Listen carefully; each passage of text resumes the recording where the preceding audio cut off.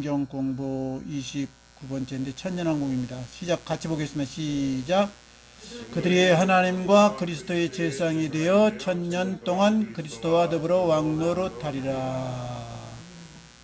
됐어요?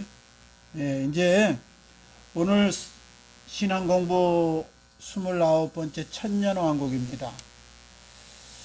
이제 기독교의 종말 그러면은 예수님의 초림부터 정확하게 말하면 예수님이 이제 십자가에 돌아가시고 그 다음에 부활하시고 승천하신 이후부터 마지막 주님 재림까지를 종말이다 이렇게 말해요. 그래서 종말이 지금 시간적으로 봐서 한 2000여 년이 흘렀는데 지금은 이제 종말 중에서 또 끝이다 그래서 종말 지말이다 이제 말세의 끝이다 이 말이죠. 때가 되었다는 건데 우리가 이 성경 역사를 보면 아브라함이 이제 타락한 이후에 신락원 이후에 에덴 동산에서 추방된 이후에 대략적으로 아브라함이 몇 세에 죽고 누구를 낳고 또 누가 누구를 낳고 계속 더해 보니까요 한 6천여 년이 됩니다. 6천여 년. 그러니까 그 인간 역사가 얼마나 됐는가는 정확하게 알 수가 없는데 성경 역사는 모세가 이제 창세기를 기록했다고 그렇게 보니까 대략적으로 한 6천여 년 됐다. 물론 에덴 동산 시절의 시간이 얼마였는지는 모릅니다. 그리고 창세 때 일주일간 이제 6일에 걸쳐서 창조하는데 그것이 어느 만큼 세월인지 지금 시간으로 이거는 정확하게 뭐 견해가 좀 여러 가지예요. 한 세대로 보는 경우도 있고 24시간 하루로 보는 경우도 있고 여러 가지라 명확하게 보는데 대략적으로 한 6천년이다. 그러면 이제 인간 역사는 과학적으로 어떻게 설명하느냐 그럴 때 우리가 태양을 보통 지금 100년 정도로 이제 봅니다. 100억 년. 그래서 태양이 생긴 지가 한 100억 년에서 50억 년 정도 그 사이 됐을 것이다 추측하고 앞으로 태양이 지금 빛을 발하는데 굉장히 지금 뜨거운 빛과 그리고 열을 내잖아요. 그런데 이게 어느 정도 갈까 하면 대충 학자들이 한 50억 년은 갈 것이다. 그러니까 이것도 물질이기 때문에 영원하지는 않는 거죠. 그래서 지금 핵 폭발을 계속해서 일으키는 거예요, 여기서. 그래가지고 그것이 이렇게 거리가 있기 때문에 한 8분여에 걸쳐서 지구에 지금 도착하는 건데 지구의 생명체는 모두 태양의 힘으로 산다. 물리적으로 보면 그것도 맞습니다. 왜냐하면 탄소 동화작용을 해가지고 그 다음에 기온을 태양열로 인해서 유지가 되고 체온도 유지하고 그것이 식물이 돼서 나중에 이제 동물이 섭취하고 나중엔 사람도 이제 결국은 다른 식물이나 동물을 잡아먹으면서 살고 이렇게 이제 순환을 하고 있잖아요. 그러니까 지구 역사는 얼마나 됐느냐 그럴 때 뭐 학설이 많지만 대략적으로 한 38억 년쯤 됐을 것이다. 이거는 추측이죠.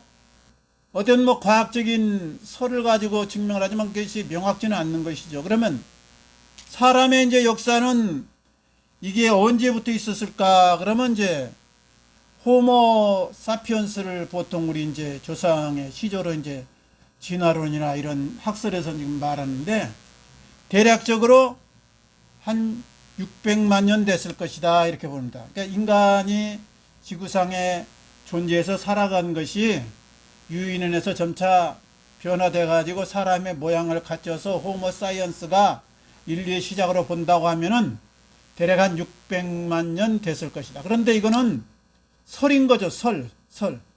가설이다. 그러니까 그렇지 않을까는 추측임과 동시에 우리 인간이 증명이 안 된 하나의 가짜 설일 수도 있다 이 말이에요. 이제 그 전에 사람들은 이 선사 시대하고 이제 역사 시대가 있는데 선사 시대는 역사 이전의 시대예요. 그러니까 인간이 기록을 남긴 이전의 시대를 말하는데 그거는 이제 아무 증거가 없어요. 근데 선사 시대가 지나고 역사 시대로 도래하는데 이거는 이제 그림이나 어떤 그 돌에다 뭘 새겨놨다거나 어떤 뭐 상을 세워놨다거나 이런 이제 이 자료가 있는 시대를 말합니다. 그거는 대략적으로 과학에서도 한 6천년 이후는 확실하다 이렇게 돼. 6천년이. 그래 6천년 전은 선사시대이기 때문에 역사 전이기 때문에 기록물이 없어요. 그래서 대략적인 어떤 추정만 할 뿐이고 생각만 있는 것 뿐입니다. 그래서 우리 인간의 이제 문명 역사가 어디서 시작되었느냐 그럴 때는 보통 4대 문명을 이제 최초로 치는데 이것이 아프리카로부터 시작되었다. 아니면 이제 중동 쪽 이라크나 뭐 이란 쪽에서 시작되었을 것이다. 이렇게 추정을 합니다. 그래서 이동 경로가 아프리카에서 이렇게 나일강 홍해 쪽을 건너서 이집트 쪽 거기서 이제 이렇게 와가지고 이라크나 이란 요런 쪽으로 왔다가 다시 티베트 공원을 넘어서 이렇게 왔다. 그래서 이집트 문명의 최대 처음 발생지를 이집트 문명으로 치잖아요. 이집트 문명. 이집트 문명. 그 다음에 이제 메소포타미아 문명. 그 다음에 인도 쪽으로 와서 인더스 문명. 중국 쪽으로 와서 이제 황하강 문명. 그래서 이제 점차적으로 우리나라도 이제 이렇게 영향권이고 뭐 알래스카로. 그래서 우리 한민족의 그 혈통이 에스키모 알래스카 쪽으로 간 쪽하고 이제 몽골 쪽하고 거기서 머무른 쪽이 있고 또 한반도 쪽까지 내려온 우리 한민족이 있어서 이제 몽골 반점이 있다 그래서 이제 가든 혈족으로 이렇게 보는 것이죠. 그런데 그러니까 정확한 인간의 역사는 한 6천년부터는 확실한데 그 전까지는 가설이다 이거죠. 뭐 600만 년이 되었다. 뭐 크로마뇽이다. 뭐 호모 사피엔스다. 이런 건 이제 어떤 추측에 의해서 가설로 어떤 화석이나 어떤 흔적을 찾아가지고 추측한 것에 불과한 것이죠. 그런데 정확한 역사는 성경에서 아담 타락 이후를 6천년으로 보고 우리 과학에서도 역사 시대는 6천년 이후다. 이것이 정설이에요. 그러니까 그 앞에 거는요. 사실은 설입니다. 설명, 어떤 가설, 가짜 설명일 수 있다. 이걸 전제해 두고 이제 우리 성경의 역사는 쭉 아담으로부터 와서 노아 시대가 있었고 그 다음에 아브라함이 이제 선민으로서 부름을 받고 그리고 야곱이 이제 이스라엘 12지파를 이루면서 민족을 형성해서 모세가 이제 이 애굽에 갔다가 430년 만에 이제 출애굽을 하면서 1450년경에 시내산에서 율법을 받으면서 하나님과 완전히 이제 성문화되는 이제 계약이 체결되거든요. 그러니까 언약이 아브라함 때부터 구체적으로 있긴 있었지만 그건 성문화가 안 됐어요. 그리고 실제 기록이 이걸 모세가 기록했다고 보니까 1450년 BC 1450년 경유에 이런 이제 글로서 성문화되는 이제 하나님과 율법 관계를 이제 형성하게 되는 것이죠. 그래서 이것이 대략적으로 세대주에서는 이제 7천년으로 인간 역사를 봐서 7시대로 나누는 겁니다. 그래서 이제 1000년 그렇게 나누다 보니까 예수님 시대가 복음 시대가 되고 이제 지금 시대는 은혜 시대다 이렇게 보고 마지막 끝에는 뭐냐 천년왕국 시대가 있다. 천년왕국 시대.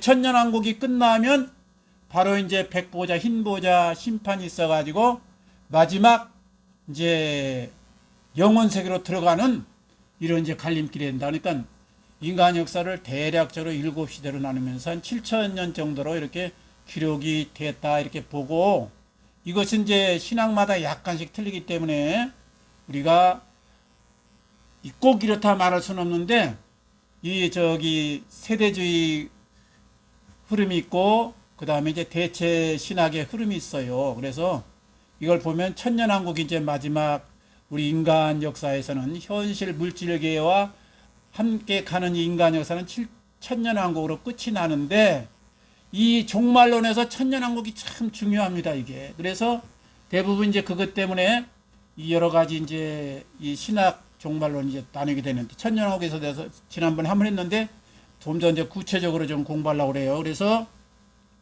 천년왕국은 어떻게 나왔나 그러면 구약의 이상향이 나옵니다. 파라다이스 그리고 또 뭐 사자가 풀을 먹고 어린아이가 독사하고 그래 손을 넘고 장난쳐도 해하지 않고 상함도 없고 해안도 없다. 그런 이제 이사야의 그 65장 뭐 18절 이하의 말씀과 또 뭐 에스겔 37장 24절 이하의 말씀과 다니엘 뭐 2장 44절 말씀이 나와요. 구약에서부터 이상향에 대한 이야기가 나오는데 이건 이제 현실 세계에서 말하는 거죠. 그리고 이제 요한계시록에 보면 요한계시록이 쭉 끝으로 하는데 20장에 가면 천년 왕국에 대한 얘기가 나와요. 오늘 본문에서 우리가 읽은 대로 천년 동안 그리스도와 더불어 왕노릇하리라 그러면서 천년이라는 말이 6번이 나와요. 요한계시록 20장에가. 그래서 이제 이 문자적으로 해석하는 분들이 천년왕국이 분명히 있다 이렇게 이제 보는 것이죠. 그 다음에 성경을 해석하는 거에 따라서 역사적 해석법, 이거는 딴 말로 하면 문자적 해석법도 됩니다. 역사적으로 문자적으로 그대로 본다. 그러니까 뭐 저기 아브라함이 나오고 누가 나오고 다 그 사실인 것처럼 요한계시록도 영적인 그런 장면이 많이 나오지만 이것이 사실이다. 우선 문자적으로 봐야 한다는 문자적인 해석법이 있고, 또 하나는 상징적인 해석을 하면 알고리즘 해석이 있어요. 그건 이제 영예라고도 하고 비유라고도 하고 상징이라고 하기도 하고, 그 알고리즘 해석법, 크게 말하면 이제 역사적 해석법과 알고리즘 해석법 두 가지가 있다 이거죠. 그게 요한계시록도 이 장면을 그리고 연도가 나오고 무슨 뭐 사람 숫자가 나오면 그대로 해석하는 쪽이 있고, 그것을 한 상기적인 숫자로 보는 것이 있다. 그래서 천년왕국도 마찬가지로 세대주의 쪽에서는 문자적인 천년이다. 1년, 2년 이렇게 1년이 365로 계산해서 천년 동안 그렇게 지속되는 시간이다. 이제 이쪽 알고리즘 해석에서는 천년이라는 것은 완전 숫자를 말하면서 하나의 이상 숫자이기 때문에 인간 역사의 이제 마지막을 장식하는 하나의 상징적인 숫자다. 이렇게 보는 이제 견해가 있고 크게 두 흐름이 있습니다. 그러면 이제 이것을 2세기 경에 모든 건 성경에서 나오는데 교부들이 성경에 읽다가 하나의 이제 이런 흐름이 있다는 걸 발견해서 체계화 시킨 거죠. 유스티노, 이레나우스, 타티안, 이것들은 다 교부들인데요. 옛날에는 이제 교황 전에 그 교회 제일로 이제 어르신이다 이런 뜻에서 교부라고 이제 이렇게 한 거죠. 그런 분들이 이제 이렇게 이것을 견해를 이제 놓았다. 그러면 이제 견해 중에서 크게 보면 네 가지가 있어요. 무천년설, 그 다음에 또 후천년설, 그 다음에 세대주의 전천년설, 그 다음에 역사적 전천년설. 그래서 이 신학자들이 성경을 가지고 이렇게 체계화시켜서 이해하기 좋게 만들어 놓은 거 신학이 네 가지 학설이 있다. 무천년설은 뭔가?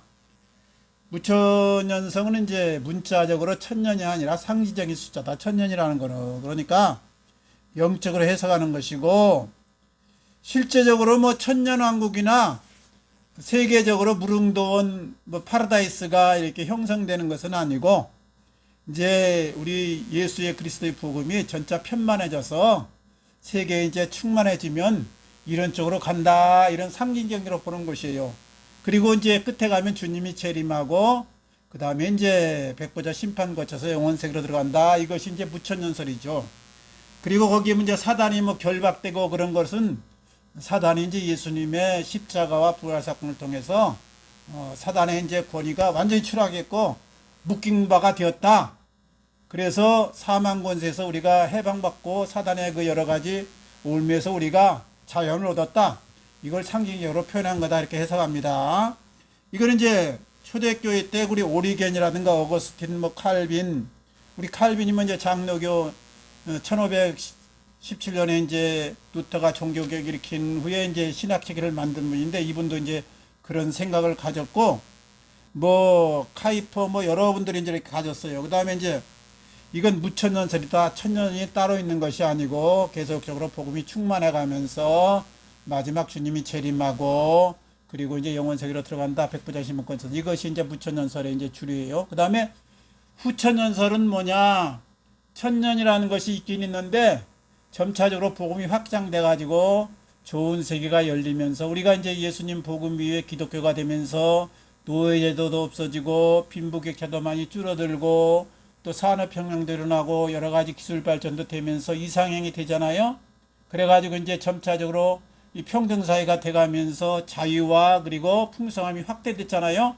그래서 마지막에 가서 천년이라는 것이 또 더 아주 이상향이 있다.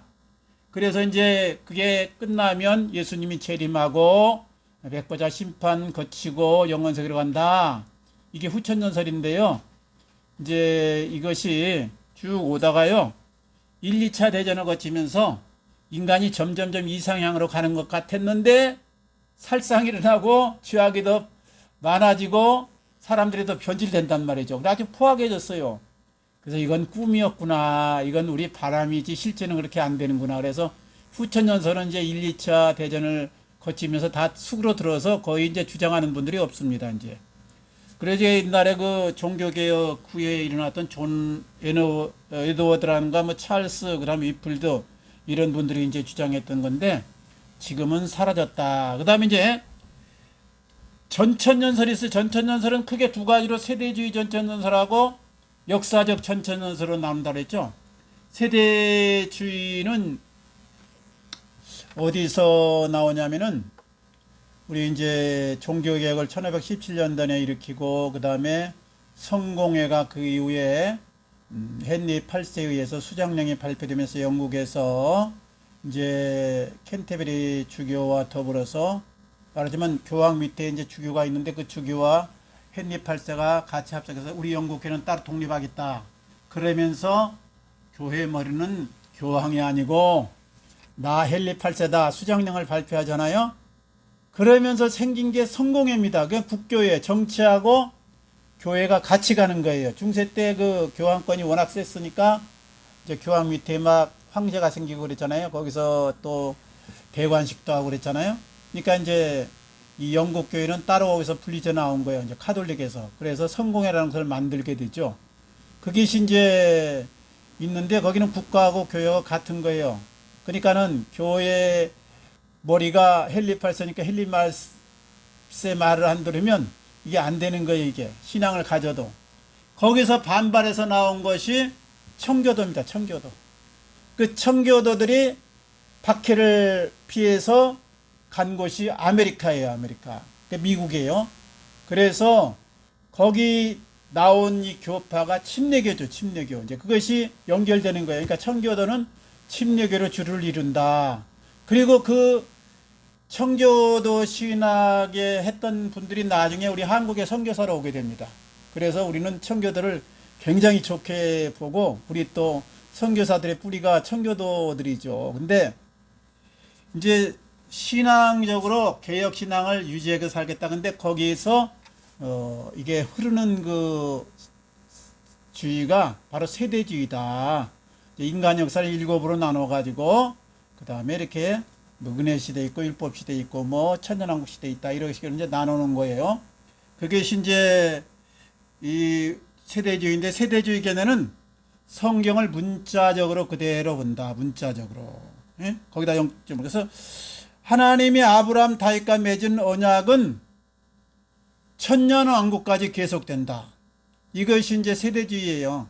그러니까 구약의 역사가 우리 신약이 오면서 대체된 것이 아니고 예수 믿는 사람으로 대체됐다는 것이 아브라함이 땅에 자손이 충만하고 하늘의 별같이 바다의 모래같이 하늘의 별같이 이렇게 많아질 거다 했는데 그 하늘의 별을 우리 이제 대체 신학에서는 기독교인으로 보는 것이고 예수님으로 보는 것이고 그 땅의 모래와 같이 많다 것은 유대인으로 보는 것인데 이 세대주의는 구약의 그 계속된 것이 폐기되지 않았다. 그래서 나중 천년왕국까지 유대인들이 천년왕국의 주인공이 되어서 하나님의 나라에서 그렇게 회복된 에덴 동산에 생활하게 된다. 여기까지 연결시키는 것이 세대주의예요. 이제 여기 전천년설, 역사적 전천년설은 대체신학을 취합니다. 대체신학. 대체신학은 뭐냐면 예수님의 십자가와 부활 사건 이후에는 예수님이 승천하시고 난 이후에는 육적인 이스라엘이 의미가 있는 것이 아니고 그것을 예수 믿는 교회가 영적인 아브라함의 씨인 우리가 그 축복을 이어받았다. 이어진다. 이스라엘 시대는 끝났다. 단절됐다. 이것이 대체신학이에요. 그러니까 세대주의 신학은 이스라엘의 뿌리가 구약이 계속 연결되어서 세상 종말까지 간다. 이게 그 다음에 대체신학은 이스라엘의 역사는 예수님의 십자가 사건, 부활, 승천 사건 이후에는 마감됐고 그것을 예수 믿는 사람이 그 하나님의 축복, 아브라함의 영적인 축복을 이어받는다. 이게 대체신학이에요. 그러니까 어느 게 맞는 거는 정확히 알 수가 없죠. 다 흐름이 다 있으니까, 같은 구절들이 다 있어, 성경 구절이 있기 때문에 그래요. 그래서 이제 세대주의는 신약 시대에 등장한 교회와 구약의 이스라엘은 똑같지 않다. 그것을 대체적으로 이렇게 대신 맡은 것이 아니다. 교회가 맡은 것이 아니라 이스라엘 역사는 이스라엘 역사를 하고, 교회는 거기 이제 또 교회대로 이제 성도로서 예수의 신부로서 또 같이 가고 이렇게 되는 거예요. 그래서 여기는 그리스도가 이제 재림을 크게 보면 두 번으로 나누는데, 공중 재림이 있고 지상 재림이 있어요. 여태 여기 세대주의 전천년설에서. 그래서 이제 전천년설이다, 후천년설의 말은 예수님에 대가 초점이 맞춰져서, 전천년설 그러면 1000년 전에 예수님이 재림한다, 이게 전천년설이고, 후천년설인가 뭐예요? 1000년이 끝난 다음에 예수님이 재림하는 것이 이제 후천년설인 것이죠. 그러니까 전천년설은 7년 대환란 전에 예수님이 공중 재림을 한다. 그러면 이제 천년왕국 전에 예수님이 이제 그 전에 천년왕국 전에 7년 대환란이라는 게 나와요. 그 다니엘서 보면 69일회가 지난 다음에 뭐 기름 부은 자가 끊어질 것이요, 그 예수님의 십자가 사건을 말하는 거거든요. 그러면 이제 한일회가 이제 있다고 그랬어. 마지막에 한일회가, 그 한일회를 마지막 종말 때에 있을 7년 대환란으로 보는 거예요. 7년 대환란. 그러면서 7년 대환란을 3년 반, 3년 반으로 나누잖아요. 거기서 1365일 뭐 그렇게 나누잖아요. 두 번을. 그러니까 전 3년 반, 후 3년 반에서 7년 대환란이 있다. 근데 이제 이 세대주의 전천년설은 지상에 이제 적그리스도가 이제 오기 전에, 직전에 주님이 공중 재림을 합니다. 그러면 성도들이 데살로니가서 나온 대로 이제 들림 받는 거예요. 그때 이렇게 먼저 죽은 자들이 살아나고, 후에 우리 살아있는 자도 끌려 올라갈 것이요 그랬잖아요. 그러니까 이제 신약에 죽은 성도들이 먼저 몸을 입어가지고, 부활체를 입어가지고, 그 다음에 공중으로 들려옴을 갖고, 지금 우리가 죽으면은 낙원에 가 있잖아요. 영혼만. 몸은 이제 땅에 가 있는 거죠. 땅에 이제 흙으로 돌아갔거나 뭐 화장시켜서 없어진 거지. 근데 이제 그때 씨를 이제 입으면 다시 형체가 살아난다듯이, 낙원에 있던 영혼들이 예수님의 공중 재림 때 육체를 입어가지고, 부활체를 입어가지고 공중으로 끌려 올라간다. 그리고 나서 바로 살아있는 믿는 자들도, 교회들도 순간적으로 변화돼가지고 공중으로 끌려 올라간다. 그래서 공중에서 7년 동안 혼인잔치가 있다. 그리고 그러면 지상에는 뭐냐? 적그리스도가 다스리는 7년 대환란이 드디어 시작된다. 그러면 유대인들은 여기 예수 안 믿는 사람이 대다수니까 해당이 안 되는 거죠. 그럼 유대인들은 이제 유대인들과 이 적그리스도가 이제 계약을 맺는 거거든요. 그럼 7년 대환란이 시작되는데, 전 3년 반에는 유대인들이 원하는 성전을 건축해 주는 거예요. 유대인들이 지금 최대 소원은 뭐예요? 성전 건축이잖아요. 예루살렘에다가 옛날에 솔로몬이 지었던 성전을 건축해서 하나님 앞에 마음껏 제사하고 지성소로 대상 1년에 한 번씩 속죄를 가고, 이게 꿈이거든요. 근데 지금 거기 회교 dom사원이 있어가지고 못하는데, 적그리스도가 나타나서 이걸 성취시켜준다. 그래서 이스라엘과 계약을 맺는 거예요. 그래가지고 3년 반 동안은 아주 이스라엘과 친하게 지내다가 후 3년이 되면 계약을 변경한다. 그래가지고 이제 제사도 금하고 여러 가지 이제 이스라엘이 행하던 모든 것을 이제 억압을 하기 시작하면, 그때서 이스라엘 백성이 대대적으로 회개를 한다. 그래서 예수 믿게 된다. 그리고 예수님이 그리스도인 것을, 메시아인 것을 그때서 이제 알아본다. 그래서 3년 반 동안 견디던 사람이 일부는 순교를 당하고 그때 핍박을 받아, 또 일부는 살아남아서, 살아남은 사람들이 나머지 후 3년 반을 거치고 마지막에 아마겟돈 전쟁을 거치면서 주님이 와서 적그리스도를 잡고, 그리고 천년왕국으로 들어간다. 이게 천년왕국. 그래서 이제 천년왕국의 주인공이 누구냐면 이스라엘이, 주백성이 이제 살아남은 자들, 예수 믿어서 회심한 자들이 천년왕국의 백성이 되는 것이고, 먼저 휴거되어서 공중에 가 있던 성도들은 뭐예요? 그러면 그분들은 이제 왕노릇한다. 그러니까 왕노릇은 하지만은 거기서 아이를 낳거나 어떤 육신적인 생활을 할 수 없는 거죠. 변화체로 됐으니까 아이를 낳을 수 없는 거예요. 변화체가 되면 이제 천사같이 되니까. 그래서 이 환란을 통과한 일부 이방인들 가운데 예수를 믿어가지고 받아들이고 이 환란 기간에 회개한 사람하고 대다수 유대인들 가운데 회심한 사람들하고가 천년왕국의 백성이 되고, 그 전에 예수님이 공중 휴거할 때 들림받은 사람들은 왕노릇한다. 그때 이제 5고을도 다스리고 10고을도 다스린다.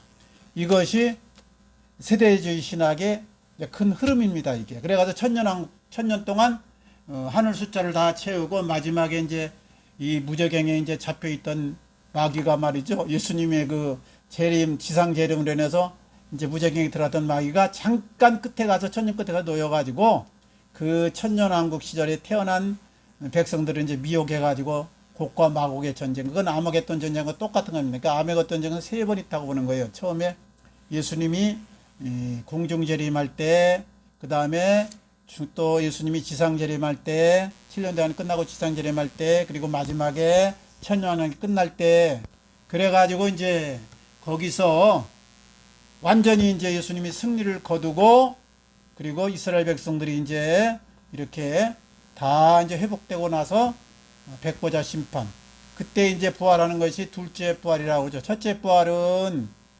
예수님이 공중 재림할 때 신약에 죽었던 성도들이 일어난 부활, 그리고 예수님이 지상 재림할 때 구약 성도들이 부활한 것을 첫째 부활이라고 그러고요.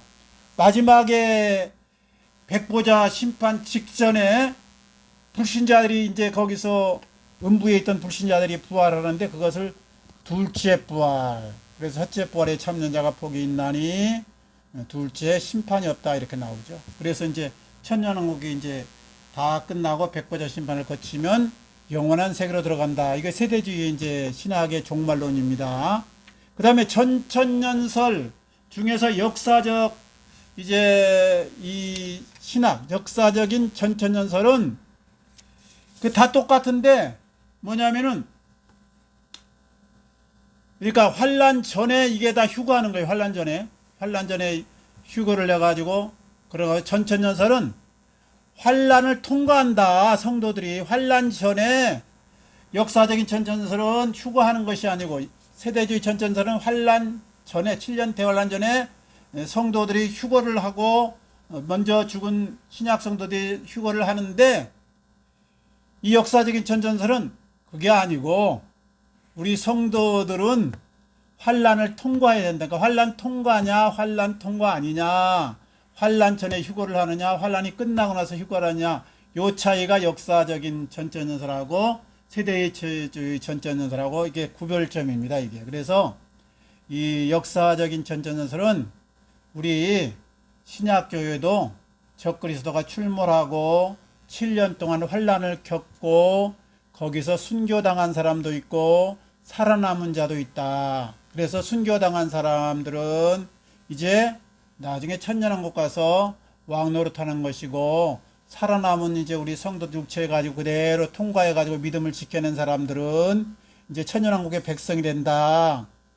이것이 이제 전천년설이에요. 그러니까 환란 전에 휴거를 하느냐, 환란이 끝나고 휴거하느냐, 요 차이가 세대주의하고 이 역사적인 전천년설의 이제 차이점입니다. 그래서 나머지는 이제 같아요. 전천년설의 그 학설은 이제 그 다음에 주님이 이제 지상재림을 하면은 이제 거기서 환란을 통과한 성도들이 이제 천년왕국의 주인공이 돼가지고 천년 동안 이렇게 자식 낳고 살다가 이제 나중에 천년이 끝나면 곡과 마곡의 전쟁이 있으면서 미혹이 되고, 거기서 예수님이 이제 저기 다 이제 심판을 해가지고는 끝에 가서 마지막에 이제 저 백보자 심판, 불신자가 그때 이제 부활해가지고, 그때까지는 불신자들은 그때까지 살아나지 못하는 거예요.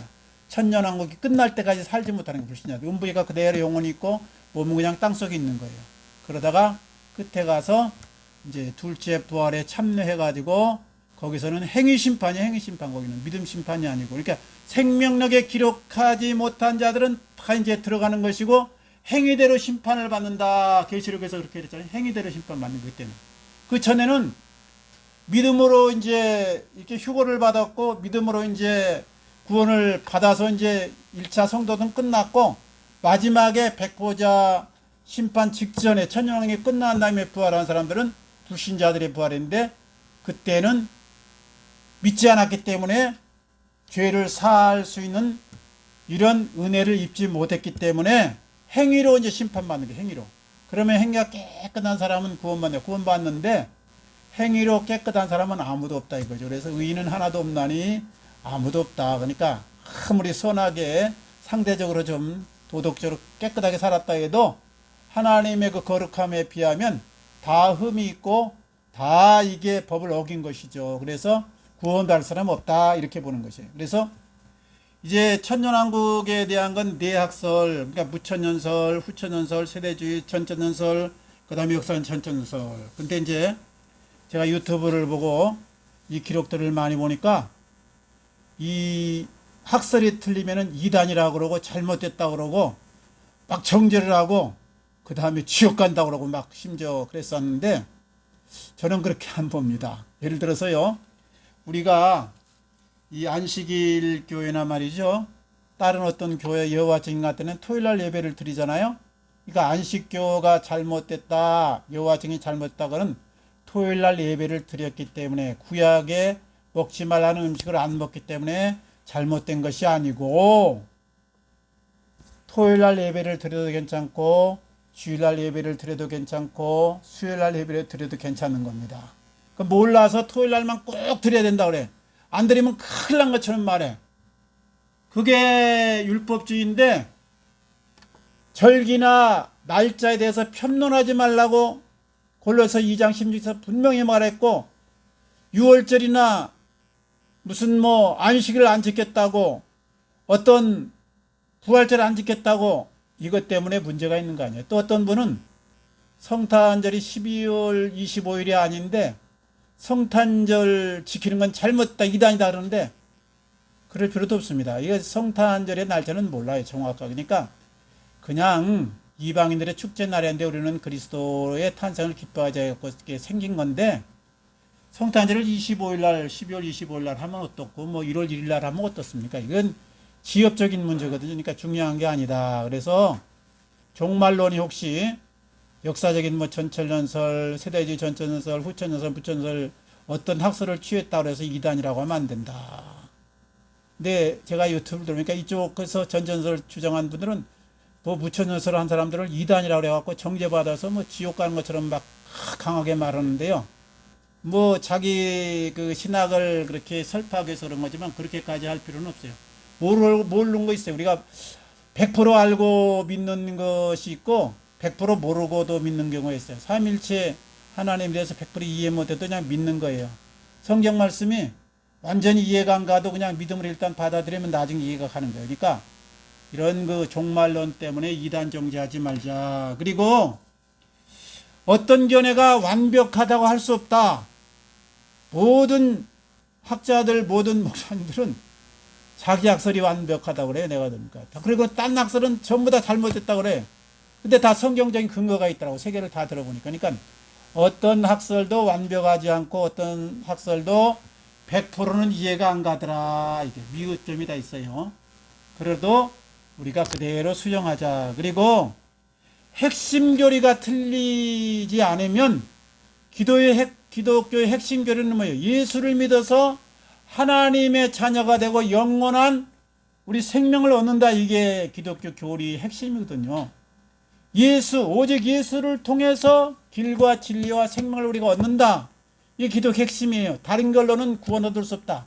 그러니까 이것만 틀리지 않는다고 하면은 우리가 정죄하지 말자. 그래서요, 너무 말이지, 저기 정동수 목사님 침례교회 사랑침례교회 인천 거기 목사님은 막 킹제임스 성경만이 완벽하다고 그러고 다른 성경을 하면 안 된다고 그러고 막 출판사로 세워가지고 정죄를 했었고, 또 개신교에서는 그 정동수 목사님이 이단이라고 또 우리 총신 쪽에서는 또 막 그렇게 정죄를 하고 싸우는데, 둘 다 좀 너무 오버를 했다고 생각해요. 이게 킹 제임스